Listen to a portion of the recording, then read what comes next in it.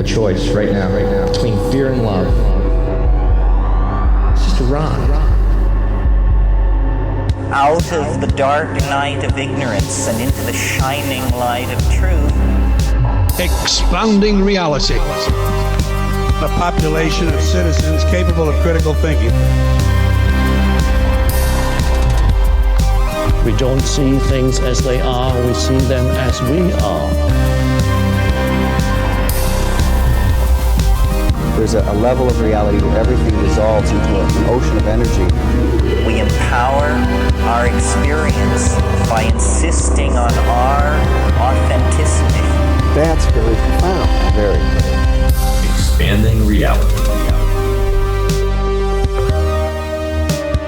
Welcome to Expanding Reality. I am your host, Brandon Thomas. On this incredibly cool episode, best-selling novelist, cryptid researcher, and vocational paleontologist, which just happens to be fun to say, Max Hawthorne joins us to talk about his work, his incredibly wild paranormal encounters with everything from a gravedigger to UFOs to some huge anthropod-type creature to winged entities. Guys, he's had it all.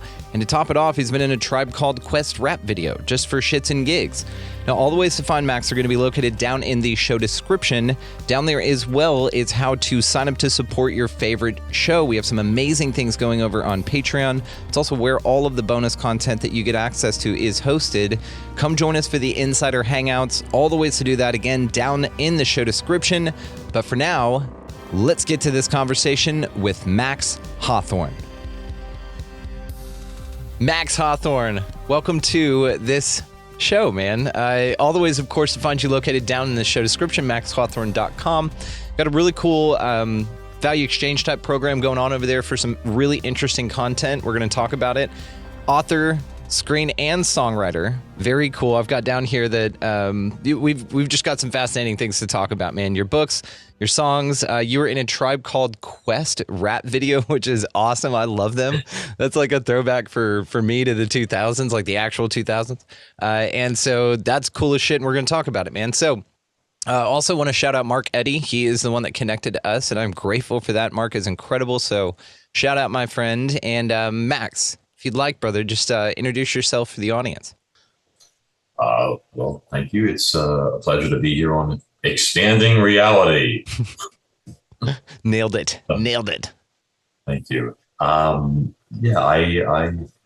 write a lot, novels, screenplays, done a few songs and whatnot. I've ended up getting involved in, I guess you'd call it a UFO/paranormal investigations lately. Videotape some amazing stuff. I put out a website on it with the first documentary on there with real footage and just a lot of excitement going on. It's a fascinating world, and it keeps getting more interesting, keeps getting sillier. People are confused by what they're seeing right now. How long have you been researching the phenomena? I mean, I've had sightings. I think the first one when I was 19, which is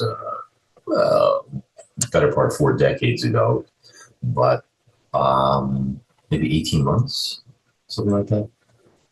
Stuff just fell into my lap, I guess you'd say. Well, that would be incorrect, because the first incident more recently was 2016. My daughter was 7. So some since then. So I guess it would probably more like 8 years, but that was a sporadic thing, trying to like capture on video this entity that we saw, unsuccessfully. And then like about 18 months ago or 16 months ago, bam, something just fell in my lap, and then something else. And now it's like just drowning in it, I guess you'd say.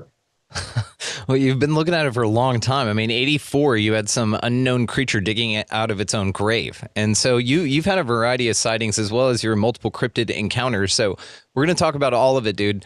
I'd like to know, first and foremost, though, what do you think the phenomena is? You've had a wide variety of things. And so without going into your specific stories just yet, you've had a minute to experience this firsthand. You've had challenges recording it, which that plays into a lot of things.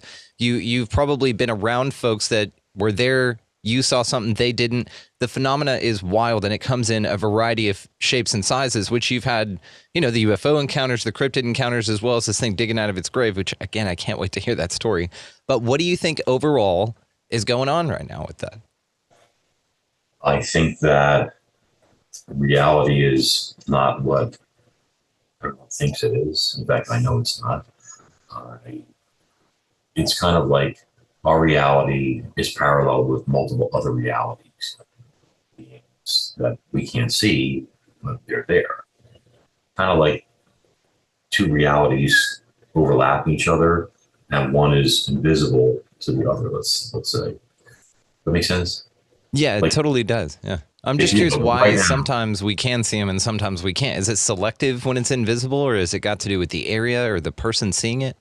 I think it's a combination of a dimensional thing, and also some people have latent abilities to see things that others can't, and some don't. But like right now, for example, I'm sitting here in my office, and it seems like quiet. Just the only sounds you'll hear are you and I talking, and possibly a giant cat when he tries to butt into the interview. But in reality, or expanding reality, Come on. see, there are all sorts of sounds around me and you. There are radio waves or TV waves. You know what I'm saying? It's like, but we can't hear them. Does that mean they're not there? No, they're there. So it's the same type of thing.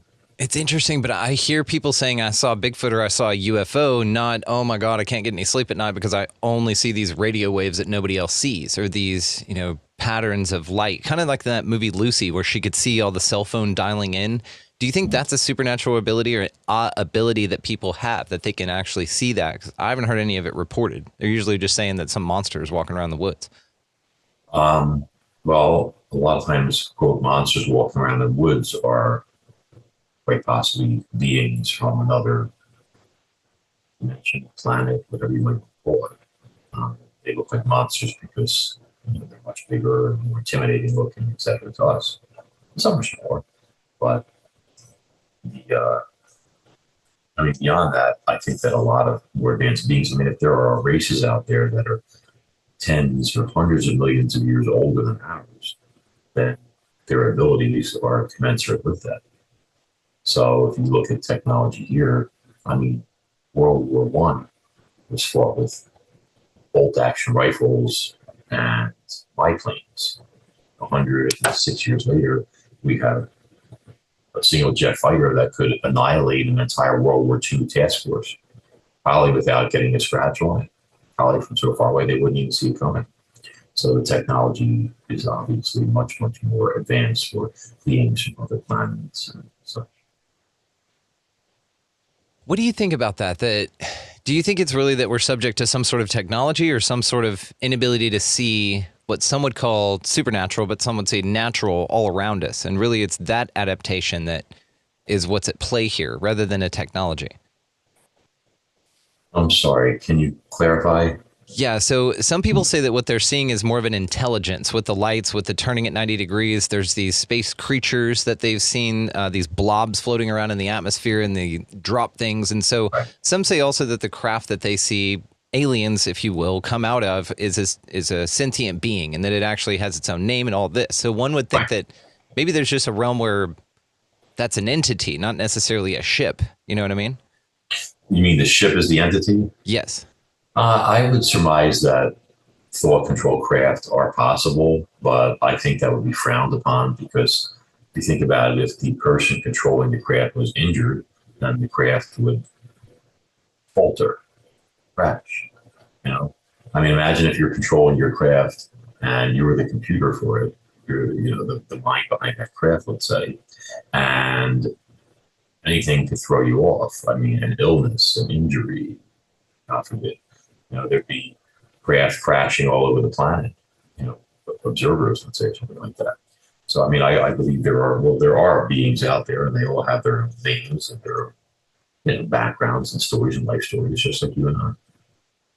That's my belief, and I base that on some empirical evidence and experience. Fair enough. What do you think about the whole damn thing being like jinn or something that's just one thing masquerading as many things to either mass people or individual people on independent levels? You know, like just one thing that can shapeshift, let's say, like the jinn are alleged to do.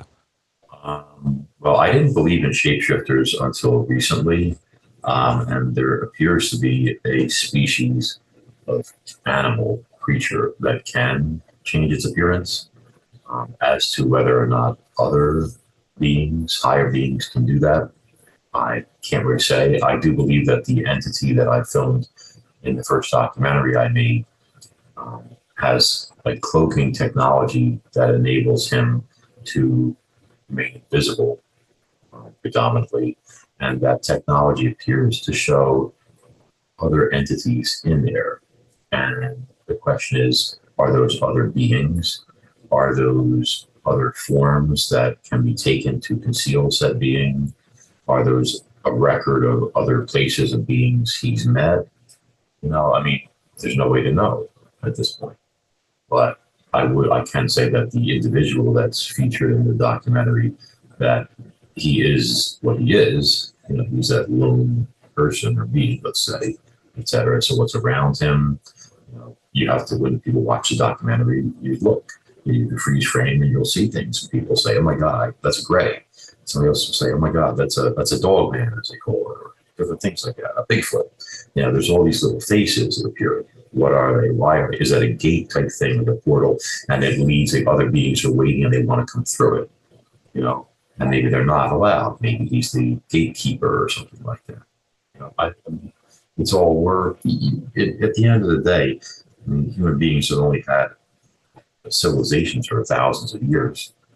You know, not millions, etc. So it's more like you're toddler stumbling around in the dark, feeling your way into, oh, what's this? Oh, what's that? Oh, that. Oh, I don't like that, etc. You know. Yeah, you nailed it with that. Have you ever seen the movie Nope? Nope. Oh, it's a great movie. You should check it out. Were you answering me or repeating? No, I was repeating, but then I realized I'm answering you at the same time. So Okay. Fair enough. Well, it's a wonderful movie if you want to check it out. I won't ruin it for you, but let's say, well, this may, but okay, the UFOs actually eat people in that thing. So you say eat people? Yeah, they suck them up and eat them. So they digest them and then they spit out all their coins and nickels and keys and stuff like that. So it's a big saucer shaped thing that comes over people, sucks them into the UFO, abducts them, right? And there's no grays involved. There's no entities involved at all. So a question I had is, do you think it's possible? I mean, as a novelist, I mean, this would be kind of cool, is a ship that is a sentient being, but it has an ability like an anglerfish to be able to sort of be in one place and draw its prey to it. Maybe even physically send out a thought form, an egregore, or a piece of its body that appears to be a bipedal creature. You see this with snakes that have a spider on their tail. Have you seen this? It's actually evolved to physically look like a spider, and so it flings it around. Yeah, I think that's actually a meme. I don't believe that's real. But, you know, I'd have to double check on that one. But I understand what you're saying. It sounds like a more complex version of that old original Star Trek episode Doomsday Machine, where they had the planet killer. I didn't catch it. Yeah, it's but you should definitely watch, especially with the remastered versions and the better effects. Okay. You know, this original Star Trek, and in Doomsday Machine, there's this, I don't know how big this thing is. This 10-mile long thing that flies through space, and it's an automated, semi-intelligent device. It looks like a giant, elongated, I don't know, saucer or something like that, and it takes planets apart. It literally destroys planets, slices them up with these, blasts of power, and absorbs the actual chunks of debris, which is its fuel. So it's self-fueling, which means it lasts forever, which is terrifying. And it also has tractor beams to draw things towards it, kind of like what you're saying, et cetera. So, I mean, that sounds like a more advanced or more complex version of that. I mean, that would be, like, generally speaking, I think that higher beings don't go around destroying planets. I have a vast belief that this planet has been, in fact, I'm sure of it, has been explored and experimented on beings and different creatures here in terms of evolution, et cetera, for tens or even hundreds of millions of years. And possibly even us. That would explain the rarity of hominid fossils, et cetera. It would explain the sudden disappearance of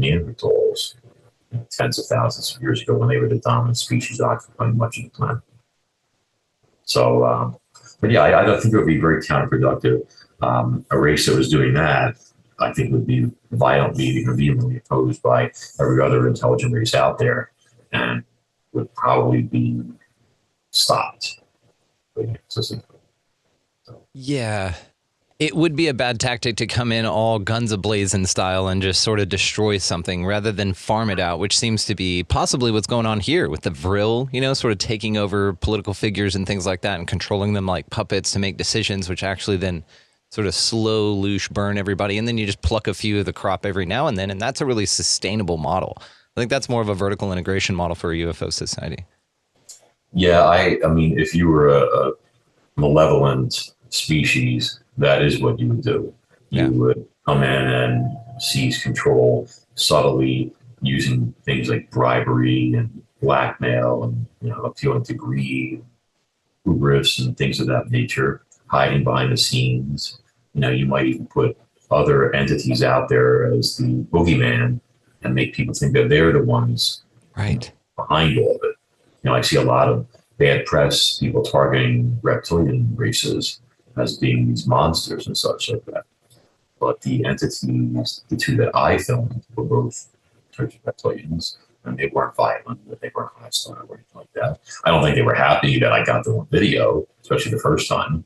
But so if you were going to choose a race to use as your front man, as the the poster child for being a villain while you hid behind the scenes, then I would imagine that a draconian would be ideal for that, based on size and being somewhat intimidating looking and that type of stuff. Yeah, we do have a shirt available, so check the show description, guys, if you're interested in this, but a shirt available that reads Lizard Turds. And it actually is to delineate the fact that, yes, we do think that lizard races possibly do exist, but not all of them are turds. And so this one really is about that specific group of lizard turds, because we know that not all of them are that way. It's very important. Labels are important, Max, and we are mindful of it here. So good call. Yeah. I mean, you have to think about, like, I was asked that question on multiple shows, like, oh, why do you think they're out to eat our children and all this stuff like that? I'm like, where are you getting this from? Well, what do you think they're out to eat our children, Max? I think if there's any beings out there to eat children, I mean, I would think there's a lot of carnivorous races out there. They don't have to be reptilian or anything like that. I think there's a lot more harm being done to human children by human beings than by entities from other places. But you have to look at any given race, any given species, whatever you want to call it, being as, and I've said this before in other shows, that everyone has their own mindset, their own personality, their own belief system, their own sense of honor, integrity, or lack thereof. So if you look at the human race as an analogy, we range from Mozart and Michelangelo to Mengele. See what I'm saying? And everything in between. We have the wonderful, the artistic, the good, the kind, the generous, the average Joes just doing their job and trying to, not pay a lot of taxes. And then you have the malevolent ones all the way on the other side, pretending to be nice, out there, harming people, hurting kids, who knows what, Collecting taxes. A lot of them run for office, in my opinion. Yeah. Well, we wouldn't disagree with you there. We're going to go in, and I've noted it here, so stay tuned for the afterthought, guys. Check the show description for that, but we're going to go into the Vril and the Black Eye Club after this, because I think it's a fascinating thing to what you said, because it goes right along with it, so we'll do it. So I'm interested in you explaining some of these amazing sightings that you've had, if you don't mind, sir. So do you mind kicking us off with your 1984, this thing digging itself out of a grave? What's going on with this, Max? I get mocked and take so much grief about that I really regretted putting it in my book, Monsters and Marine Mysteries, because it's like, and I said it in there, the publisher or the publisher, pending publisher, who was eventually kicked to the curb, had convinced me to put it in there. So I ended up keeping it. But I was just 19 and I had developed this rather annoying or stupid habit of going for midnight walks in a local cemetery with our dog. I was this young, semi jock doing martial arts. As Brooklyn, as they say in Brooklyn, I thought who I was, hey, he thinks who he is, this type of stuff. I thought I was indestructible. I had my Doberman, and we'd go for these late night walks and stuff. And one night, going through the edge of the cemetery there, it was pretty dark. This thing started to, you heard it before you saw it. I heard the ticking sounds. And if you hear it, you'll never forget it. It sounded like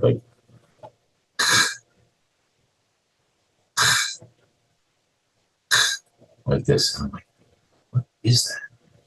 We both stopped, and you could feel it eventually, like through the soles of your feet. And I knew it was something digging. It was slow, rhythmic, persistent, gradually getting louder. And I realized it was coming approximately from a tombstone. I was on this edge of the road. We're on the edge of the cemetery with a huge hill to the left there that went into the woods. It was very steep. And it was coming from approximately from this big, ugly old tombstone. And the hair on the back of my neck started standing up. And then I really like talking about this. Even 40 years later, something just burst out of the ground about a yard in front of the stone. Okay. And I was about 10 feet from it, I would say. And boom. And I looked at it and I saw it, and it looked like a hint. It came right out of the ground, like this, like that. And I went, holy shit. I literally said that. Wait, am I allowed to say that? Yeah, of course. Yeah. Speak, I speak. And I was like, I froze, and I was staring at it, and I started trying to clarify what I was seeing. I was blinking, trying to make it go away. You try to clear your vision, you do a double take, all this stuff like that. And then I started trying to process it as something other than what it was. I was trying to it's a groundhog, it's a squirrel, it's a rabbit, it's a mole rat, anything other than what it was, And I even had that Bugs Bunny thing, I took that wrong turn at Albuquerque thing, coming in your head, but it wouldn't go away. And then it was there, and then it just sort of this, he was tired. I guess you would be too if you dug digging through tons of earth, It had this pale gray skin, at least in the dim light, and kind of leathery, almost a little saggy, jagged nails. Again, I think from digging, they were sizable, and that's what happened. And then it must have gotten its breath, so to speak, and then it started lifting up again. And I knew the rest of it was going to follow.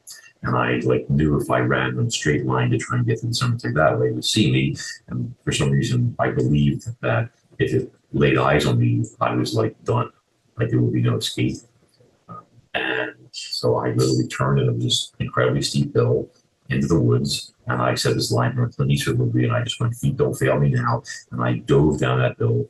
And if you imagine a frightened, athletic 19-year-old running at top speed down a hill that's at 45-degree angle, okay, I was dragging this Doberman pincher who was choking behind me. You could hear him go like this, trying to keep up, And everything was moving in slow motion. And I was I think that saved my life, because otherwise I should have ran smack into a tree and just killed myself, or hit my head on a branch, or I was leaping over logs and boulders and dodging trees like this until I hit the forest floor. And then I just bolted and I ran until I was exhausted, which was about a mile later, in the mud. I jumped back up. As soon as I caught my breath, I looked back to see if it was coming. If it had been coming, I would have had a heart attack and died probably right there, and I ran the rest of the way home. And I told my brothers, I ran in the house like a frightened child, and I was grabbing Bibles and crucifixes, and I laughed about it, was sprinkling garlic powder on my hands because we didn't have any garlic. It's funny now, but it wasn't funny then. Well, the things you do, right? My brothers were laughing at me and mocking me, and they were that didn't happen. We're going to go back. We know that spot. You're going to take us to the exact place, and we're going to show you that you made this up, you imagined it, or whatever. And I was holding my Bible. I was I'm not going. No, not going. You can't make me. I am not going. Never going back there again. And I was and they kept bothering me. And I was look, I'll tell you the exact spot, the exact stone. I said, there'll be a hole in front of it. Anyway. I said, and you guys go and go find it. I said, and when you don't come back, I said, and you won't. This was real clear. I said, I'll tell Mom what happened to you. And then they looked at each other, and then all of a sudden they didn't want to go, you know. But I never went back there ever again. It's been 40 years. You know? So, and I put in the book, there was even some murders in the cemetery, some bodies were found and stuff, you know. So they were blaming it on gang violence, you know, but they didn't say the cause of death, you know, or anything like that. But I mean, if, you know, but people can believe what they want. But if you were something hiding, you know, feed on the dead, or you had disposed of bodies, what better place than a cemetery? Every time there's a grave dug, you know, you want to hide something, you can just tuck it under the coffin, you know. But Damn. What if it was somebody still alive that was trying to dig out? Like back in the day, they had bells, you know? first of all, this stone was 100 years old, I guess. Number one. Number two, the ground was completely normal. You know, like it had been there a long time. I think like it had realized like my habit of coming through there, you know, and maybe it woke up and I piqued its interest or something like that. Yeah. You know? But when it came out, like the ground, like chunks of it flew up with it and everything. But this was not it was a humanoid hand, but it wasn't a human hand. It was big. I mean, this thing would have been 7 feet tall minimum, maybe larger. You know, damn.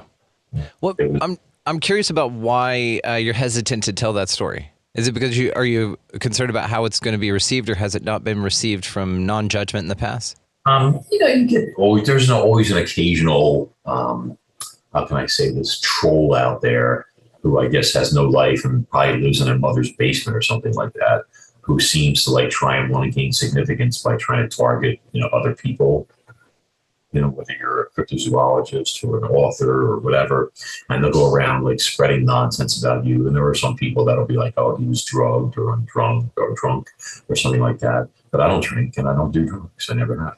Well, but you know that. Why allow something so small to topple such a big dude doing such cool things? Because that story is really interesting, and I find it valuable. So I think it's interesting that there's something rolling around up there that steals your confidence just a little bit. Not enough to not tell it, which is great, but to be mindful of it because of how it's going to be received. So it's also nice to invite you on a show that, man, we don't judge here. I think what you're doing is valuable, and there's no trolls in this audience. And if they do, we don't listen to them anyway because they're dickheads.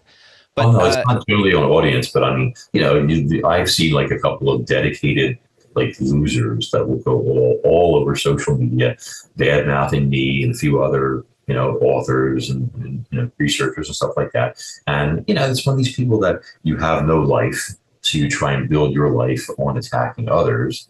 You know, like you want to stand on the shoulders of giants and like, you know, yell in their ear and curse at them and stuff like that.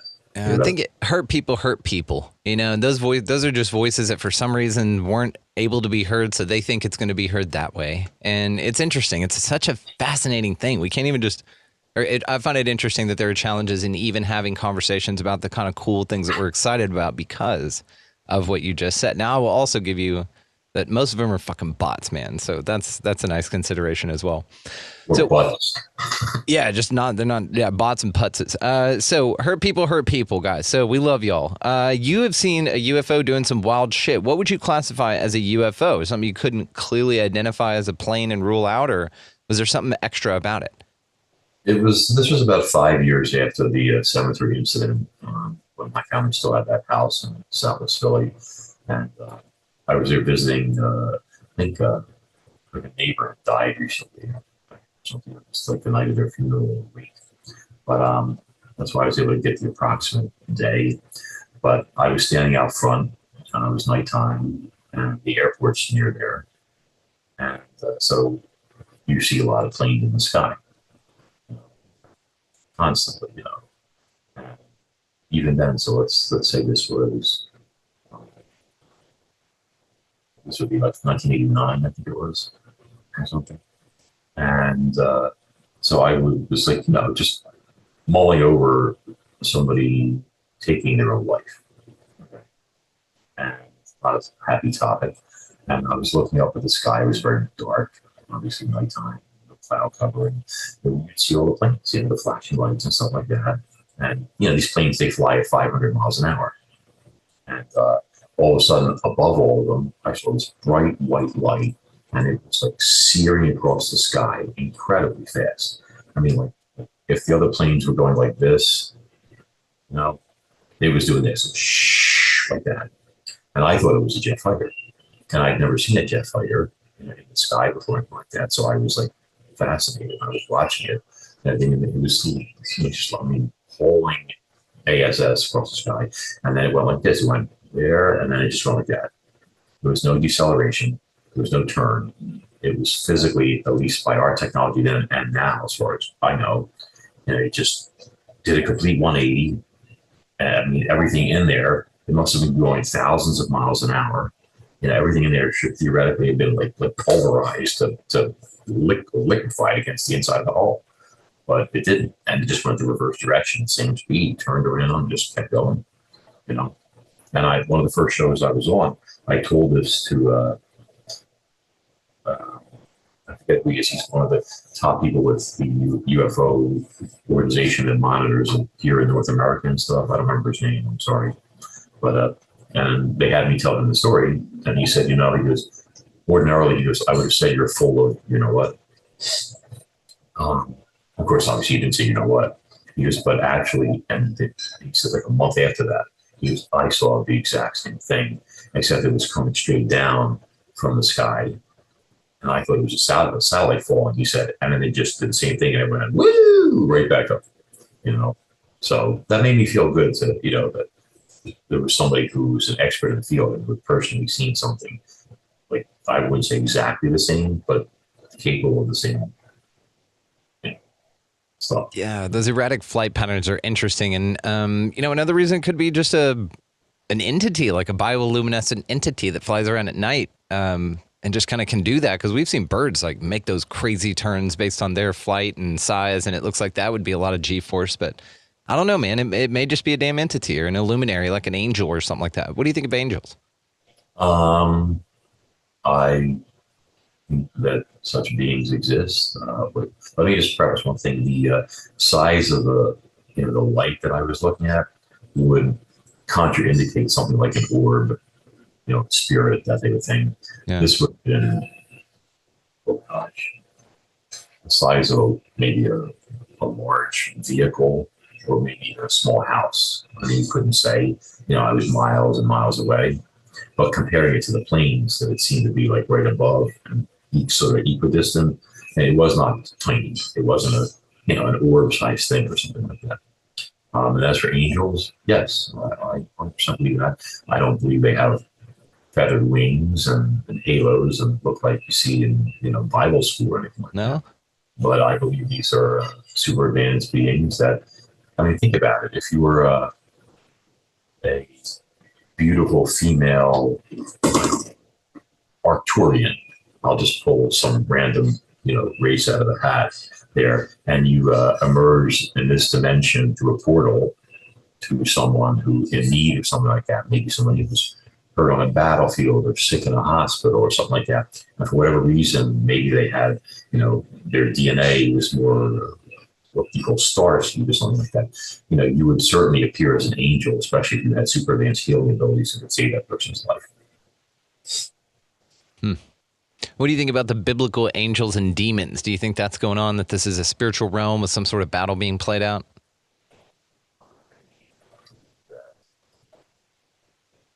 Spiritual realm. I believe there is an ongoing conflict between advanced beings that are positive and some and fewer in number that are negative.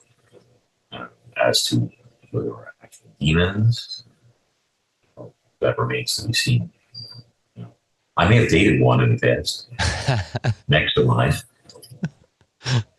Because it's interesting. It's based on your worldview, right? Because people who believe in aliens and things see saucers and aliens and grays and stuff like that. But people who don't necessarily subscribe to that idea, but they're very into the Yeezus, will see demons or angels or something like that. It seems like, again, maybe one thing that can manifest itself as whatever the person in front of it needs to believe that it is. Well, again, there are, I've managed to, doing a lot of legwork and going to different places and stuff like that, managed to get a lot of different entities on thermals and infrared, and some of these beings, I don't like to call them creatures because that sounds like more savage or animalistic, let's say. by our standards, could be quite frightening looking, you know. But beauty is in the eye of the beholder, and you could be the, biggest mush imaginable, and if you were like 9 feet tall and covered with spikes and had huge fangs and stuff like that, one might assume that you were, something dangerous or evil or something like that, So it's more a matter of what you bring to the table, So. Yeah, might just be a big old miscommunication, huh? Yeah, and I think people make assumptions. A lot of problems that have historically happened between people here are a lot of times based on initial judgments, based on appearance or things of that nature. But I think it's more that you get what you give. What you put out comes back to you. If you want to stop conflict, stop fighting, stop starting fights. Don't start none, there won't be nothing, right, Max? Yeah. Love it. You don't want to why propagate mistruths or something like that. Yeah, can't do that.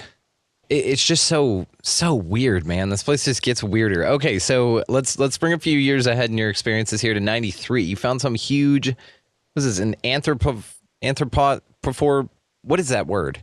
Anthropod-like creature? Anthropoid? Yeah, that means like human-like or something, ape-like. Oh, okay, anthropoid. Learned a new word. Appreciate you. Sure. So what happened there with that? Was it just a guy that hadn't shaved? Can we rule that out? Yeah, I was just laughing because a friend of mine was busting my chops about my back being as thick as the grass on my lawn, and I were you your own anthropod that you saw, like a time travel bootstrap paradox type thing? No, it was apparently a Sasquatch that was swimming in a lake in Connecticut, and I was there at the crack of dawn, sitting there quietly on a bucket, and apparently it was diving for crayfish. I suspect that it might have been a younger one, and I think the crayfish are like potato chips to us, like a nice treat, because that area, it was like a causeway, had all this large chunks of gravel and rocks and stuff that were built up to build that causeway, that road going across the lake, I'm sorry. And this creature being was out there diving for crayfish. It would come up, you'd see its head, and then it would go back under, and it would disappear for sometimes a couple of minutes, which is an amazing feat of holding one's breath, by the way. And then it would come back up a little closer each time and then go under again. And it was slowly working its way towards me. It started off pretty far. I'd have to go to the gauge the exact distance, but I'm going to guess it might have been 150 feet away, something like that, at the beginning. Maybe more, maybe a little less. And I was watching him, I went through this, I wasn't catching any fish. It was a very flat, calm morning, nobody on the lake, just still like glass, and the river was so murky from it having rained so heavy the night before that you couldn't get a bite. It was like coffee. And so I was bored and watching this thing, and at first I thought it was a muskrat. The head I thought was a muskrat, and then it was too big. Then I thought it was a beaver. Beavers have that butt. It could have looked like the head. So, and by the head was rounded. It wasn't like conical like this, just so you can figure on that. Okay, I was going to ask. Yeah, I knew it was coming, so I figured I. Thank you. But yeah, and as it got closer, I started being able to make out some stuff. I noticed that I went through all these different species trying to, just like with the thing in the cemetery, you try and figure it out. But this went on for like 15 minutes. It wasn't like a quick thing. It was there for service, and be there for 10 seconds, 20 seconds maybe. Then it would go under, disappear for a minute or two, whatever, this type of stuff. And it wasn't a deer. There was nothing that made sense, And I eventually started thinking, because I kind of stood up, and when the head came up, I saw behind it. You got to remember, the head was pointed right at me, so you see that. And then since you're kind of lake level, it's hard to see behind that. But I got indications of a body and legs were under the surface of the water right behind it. And I'm thinking, that's an Irish setter. That's what I was trying to tell myself. you know, like, because the color was like an Irish setter, that reddish brown, you know, and thick hair. Yeah. Uh, it, but it looked like there were legs. And the cool part, and I've said this on multiple shows, is if Sasquatch is ever proven to exist, is when they swim, the legs move together, like the mermaids. Like a mermaid, yeah. Ooh, mermaid squatch. Yeah. Mer-squatch. Mer-squatch, okay. Sounds like an American Sasquatch. Mer-squatch. Yeah. So, you know, but eventually what happened is I was like, you know what? I'm going to find out what this is. You know, the only camera we had back then was a Polaroid. This is a long time ago, you know, it was like 8, something like that. But, and my brothers were on the other side of the causeway and they had the freaking Polaroid and stuff. So I decided I was going to stand up and I was going to creep up the hill, you know, like work my way up it so I could get high enough up that I could see through the water better and figure out finally what this thing was, you know. And I think at this point it was probably, I don't know, 75 or 100 feet away. I mean, I'm guessing. Again, if I went back to the lake and I took like a little boat, had somebody go out on it, I could get you pretty exact numbers. But so I started doing that, and it had submerged when this was going on. So I figured I'd stealthily go up the hill, you know, and get into a higher point. So when it popped back up, I'd be like, aha! And I know. But what happened is it's a lot of loose shale, whatever, the rock, and it just like all like some of it tumbled down, and it must have hurt it. And it surfaced, but it did surface where I was expecting because it kept coming like this, closer, closer, closer, closer, closer. You know, I was looking over there, and then there was this like, big splash, and I turned to the side, and about maybe 50 or 75 feet, sort of like to my 2 o'clock, let's say, it broke the surface, and then I don't think it realized all this time that I'd been there, you know, with the fog and quiet, whatever and stuff, and the sun just coming up with it must have surfaced and saw me, and then it dove. And I turned just in time to see its shoulder and its upper arm and its forearm like this. So if the water was going across like this, you saw all this like that. And I saw it quite clearly. And it was very muscular and covered with thick wings that didn't shave. Dude, I mean, this thing was literally, the hair was as thick as an Irish setter's, and obviously soaked, you know, and then it just went like under. And to my right, there was a narrow, let's call it a channel, maybe 1.5 times as thick as my office or something like that. And that went under the causeway. You know, it was like a big giant pipe, like a conduit for the water to flow back and forth, whatever. And it was heading through that to go under the causeway. And I guess it wanted to get to the main lake or something. And so I rushed over and I saw it swim past. It was like Michael Phelps would have been smoked by this thing. That's fast as it swam. Okay. But the part that scared me a little bit was that when I saw it in the distance, I was guessing it was about 5 feet long, you know, from 150 feet away. But when it blew past underwater, you could see a shadowy form, and the water went like this, like whoa, as it went past, you know, because it was displacing a lot, and it was a lot bigger than I thought. Like I'm pretty sure it was a lot bigger than me. And I remember I kind of leaned back. I was like, whoa, like what is that, you know? And it went right through, and then I ran up the gravel up to the top of the road. Again, almost getting clipped by a Buick or something. It's all in Monsters Marine Mysteries in the book, and everything with photos and all sorts of stuff. All the other Links things below. Yeah, and I rushed over to my brothers, and you know, I'm like, guys, and I was calling it a hairy red thing at that point, right? You know, at this point, I had sort of, and for many years, I just decided it was a huge orangutan that somebody had as a pet. You know, there were some wealthy people around there, lake houses. Like somebody's got a huge pet orangutan that goes out on the lake and swims and dives for crayfish. Okay, not exactly a logical thing, but my brain was looking for something to grasp because I didn't really know about Bigfoot back then, you know. But and I was like, guys, there's a hairy red thing. You got to see it. I'm telling you, it's going to come right through here. Watch.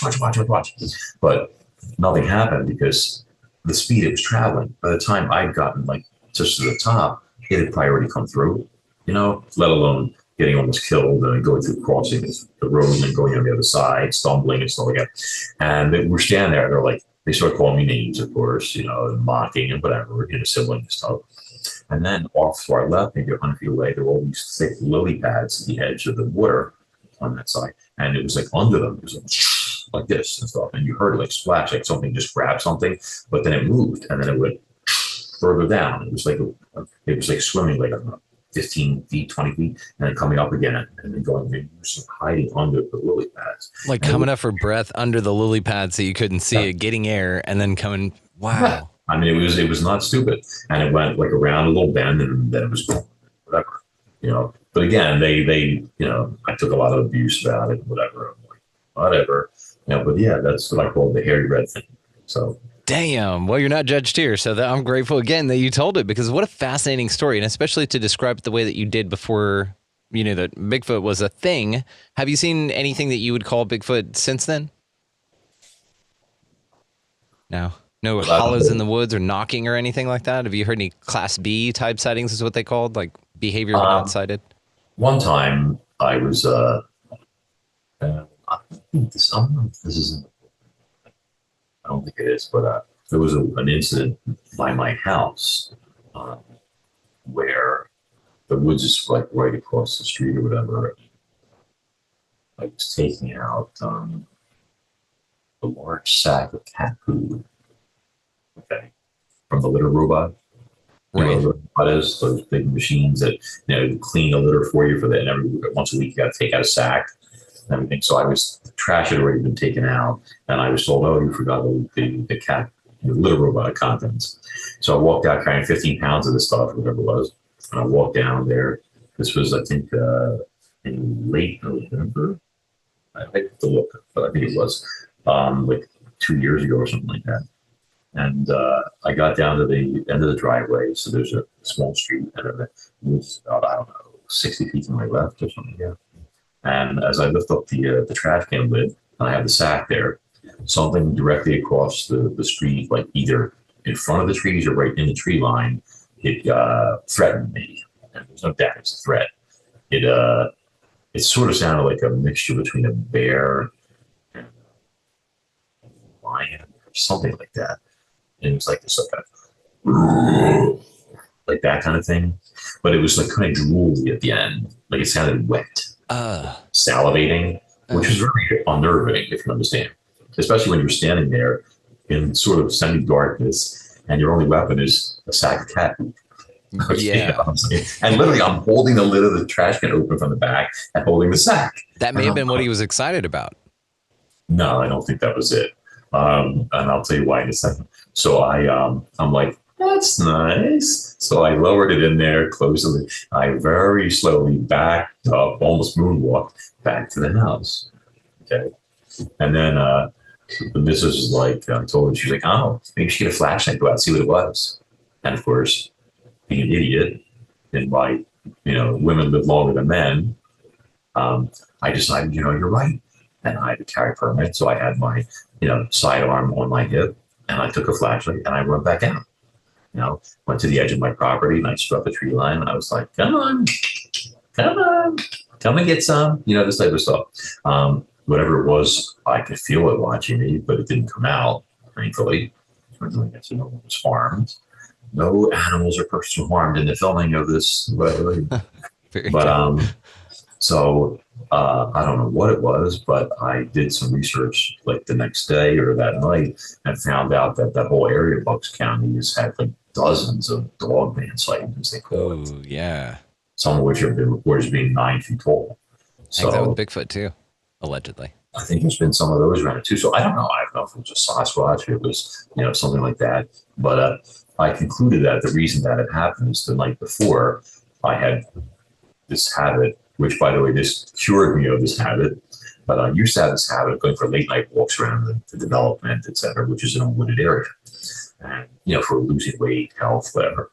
And that the night before, literally the night before, I had been out there, and only 10 minutes into my hour walk, I desperately needed to take a.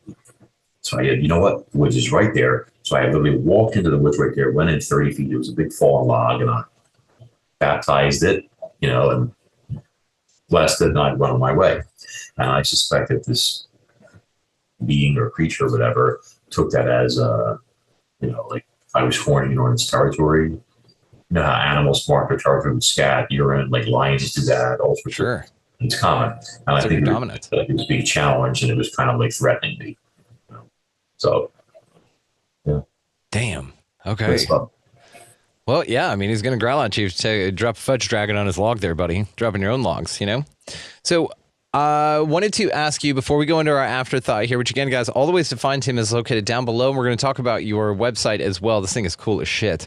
2016, you had a winged entity that you saw like crash landed. And this is one that you had challenges getting on film. But please tell us about this crazy thing, because you have such, again, a variety of things that you have had that are freaky woo-woo that have popped up in your life. I don't know what it is. You know, I seem like I'd be a magnet for this stuff. What's your blood type? Do you know? Yes, I do. What is it? I'd rather not say. Okay, fair enough. It's one of the rarest ones. O negative? No. Okay. Yeah, if you rule out O negative, that's interesting. It's part of a study I've got going on, but go ahead. I picked up my daughter at Aftercare, and this was late November of 2016. I think it was November 22nd.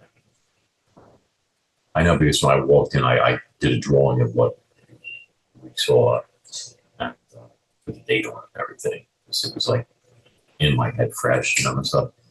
But, and we were driving through the development, and all these places around here, there's a lot of woods, you know.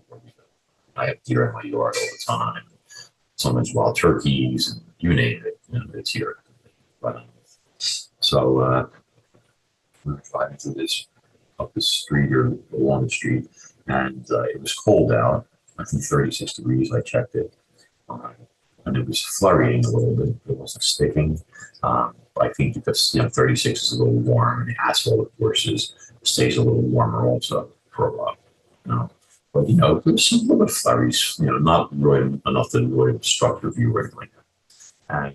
And I'm driving with my child. She was only 7 at the time, so you want to be careful.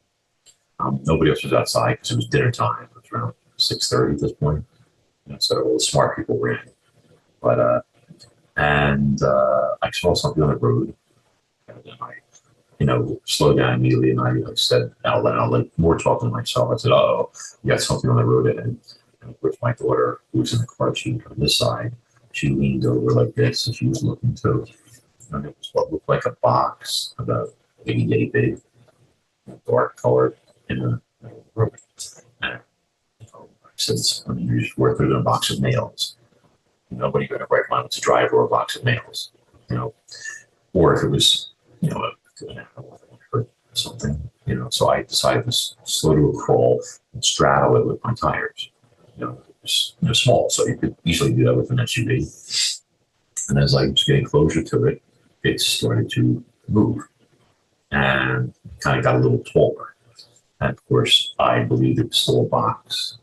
And I decided it was windy, that the box had a flap, and the flap had got pushed up by the wind, hence it was getting taller. Logical. Yes, but logic just went right out the window a second later, because in the headlights, and I stopped at this point, I think it was about 20 to 30 feet from my headlights at this point. Pretty close. It was some sort of creature or being. At the time I said creature, but it kind of was pushing itself upright, like this. And it apparently face down in the street. And I don't know what happened to it. It was hurt. I think it might have gotten winged by an owl, or maybe hit a power line, or maybe it hit a car. I don't know, what car it hit. But and I think it had been stunned and hurt, and it was lying face down when I started bearing down on it. And it looked right at me, and it went like this, kind of like that. Yes, that's exactly the look on my face, right there. Okay, and its head was about the size of an apple, and it had dark gray skin, which later I decided maybe it was matching the asphalt color to camouflage itself. Like a cuttlefish, yeah. And it had blackish eyes and a blackish mouth, and all that. And it seemed like there were teeth, a little bit quick thing. And I got the impression that there was like this, like it was real bristly behind the head, like almost like the head sticking out of something, like a body. But anyway, and I saw like sort of like shoulders and arms. And like I said, it kind of like screeched at me. You couldn't hear anything because the windows were closed, you know. And I'm staring at it now, and I'm holding the steering wheel, and we're just looking at each other. And my brain is now like I don't know if you ever read my first novel, Cronus Rising. No, Not yet. we'll remedy that. But in the book, there's a computer system called Archimedes, and Archimedes, if you supply it with like physical evidence or photographic evidence of a species, like a tooth or a bone fragment or something like that, it can go through the entire animal kingdom at the speed of light practically and figure out what that was. So my brain is now trying to do that again to justify what I'm staring at, which sort of looked like the homunculus from the old Sinbad movie. Yeah. Okay. Yeah. Yeah. So Homunculus. We had one-on-one on One Ayala. Shout out, dude. But so I was trying to figure out what it was, and I was going through every animal I knew of in North America, and there was no way to identify this. It did not look like an animal. It kind of looked almost humanoid, you know, the face and stuff, except it was a little flatter, obviously different, you know, like, just different. And so I never used to curse in front of my daughter, you know, especially when she was younger. But I could, it slipped out. I just literally out loud went, "What the hell is that?" You know, and she pointed at it.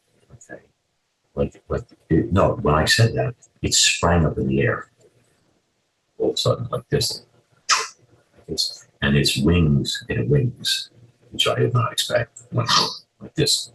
And I'm guessing the wingspan was 3 or 4 feet. That's what, you know, she calculated based on the width of the dash or something like that. And the wings there were 4 of them. And they were like sort of like dragonfly wings, but they were exactly like identical in size and more elongated ovals. You know, you didn't have to drag myself to these tapered shapes to them and stuff like that. Like, and they were doing this, like holding it in position, like vibrating like a hummingbird. And now it was illuminated in the lights, you know, my headlights. And it was weird that on the ground, it was like this dark thing, not to be offensive or anything like that. But in the air, it was entirely different. Remember you were mentioning angels? Okay. Well, if you saw something like this, although this thing was only like a foot or a foot and a half tall. But if you saw something like this, like a larger one, or which saw it from a distance, you would probably think that's what you were looking at, because the body became very sort of ethereal, like silvery, white, translucent looking. It was quite beautiful. As it was flying? As it was suspended. It was in the air, eye level with me. Yeah. Sitting in trucks, probably 6 feet up. Okay. And it was almost like it was glowing. It was like translucent, silvery and stuff. And the wings, this was the cool part. I don't think you would have seen them normally, but because of the headlights, they were like, the edges were like scintillating. Like as if it was light was traveling around the edges as they were vibrating, you know, so you could see them clearly. And so I said, "What the hell was that?" And I did this. It was like there like that. And my daughter points right at it. She goes, "It's a fairy, Daddy. It's a fairy." That's what I was thinking when you were talking about it. Yeah. Yeah. And it went like, it looked right at her like that. And then I don't know if it realized there was a child there or not. Somebody told me it probably changed appearance because of her presence. You know, young child. They don't want to look scary or anything. Right. Right. Don't cut me any slack, you know, whatever. No. You get the full on, dude. Take it. Or maybe because it had regained its energy, it was getting ready to portal out of there. I don't know what, but it saw her, and they looked right at each other for a split second, you know, and then it went over the foot of the truck, and it was gone. And I've said this many times, I'll say it again. It was an amazingly powerful flyer. I mean, like, in retrospect, I was thinking, there's no way an owl could have caught this thing. You know, unless it caught it completely unawares. Owls are obviously fly like So. Oh, they're so quiet. I reposted a video about it. It's insane. Yeah. So, but and then it was gone. And I walked into the house muttering to myself. You know, I remember when Ava was all like, "He's out there, he's out there," and stuff. And I'm like looking up like bats, largest bat in North America, this, that, trying to make sense of it all and everything like that. And that's when I started really getting a little. It's amazing that I just caught that as it fell without even looking at it. I think we caught it on camera. Well done. Thank you. Check the video version for that, guys. But so like at that point, I started really thinking. I'm like, because I knew I'd seen something in the cemetery, which I believe was some sort of vampire, like strigoi. People told me, like it comes out of grave, this type of stuff, and like feeds on blood or something like that. But now I'm thinking, like, are they all real? Are all the legends true? Just like somebody in a movie once said, that type of stuff. I was a little shaken up by it, but that's what happened, and that's what sort of propelled me into where I am now, because I started putting out like camera traps, because I took so much grief from one of my siblings and his offspring that I severed ties with them. I literally severed ties with them, and that was 7 years ago. Okay. Because I wasn't going to hear it. I was not going to be abused, insulted, or degraded because this. You got to stand up for yourself and create boundaries, man. Yeah. Good for you. What really happened is you said there was flurries. Some snow had collected on a tree branch and then fell in the wind, and the wind carried it and swirled around, and it created this illusion. And you just did all the rest in your head.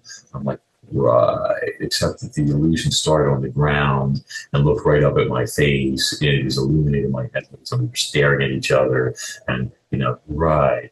But the point is that I was on a mission to try and prove that this thing was real, so I could be like, hey, right there, this type of stuff. And eventually, I did get one on video, believe it or not, and I haven't, but it took a long time. But I ended up getting other things that I did not expect, which is the stuff that's currently on the website. More coming. Yeah, so it turned out better. Good on you for realizing that was not a useful expenditure of your energy, and just to put it into like hanging out with us here rather than in that judgment zone. How about that? Very cool, man. Well done. Way to go. You're maturing, and we're proud of you. Wanted to real quick ask you before we go into our afterthought here, and again, guys, check the link down in the show description for that. We're going to share screen. We're going to get into it. Tribe Called Quest. How the hell did you meet those guys, and what's that all about, man? Were you a fan before you got invited to do that? Just tell me all about it, okay? I was not a fan. Not that I was not a fan. Yeah. I just didn't know who they were. I think I was like 23 or 24 at the time. On my original college degree from the now defunct University of the Arts, they just went out of business permanently like a week ago or something like that. But I was an animator, so my degree was in film and animation. And I used to do like some MTV stuff back then. This is in the late 80s. Were you like the claymation, and all those different transitions and stuff with the MTV logo? Was that what you were doing? I did cell animation, like hand. Okay. Making, like that's awesome. Yeah, like Bugs Bunny stuff, things of that nature. Yeah. Sesame Street, Street Spot, Father Nature, The Talking Cloud, different things like that. How cool. Yeah, I worked on a bunch of cereal commercials like Lucky Charms and stuff. Double Dragon, Nintendo's Double Dragon 2, The Revenge. That's awesome, man. I mean, I wasn't always the head guy or anything like that, more like an assistant animator. But I worked on a lot of stuff. And I had done some MTV stuff for John Woo and his brother Roger. And they called me up and, like I had been at a club till 4 a.m, got number 5.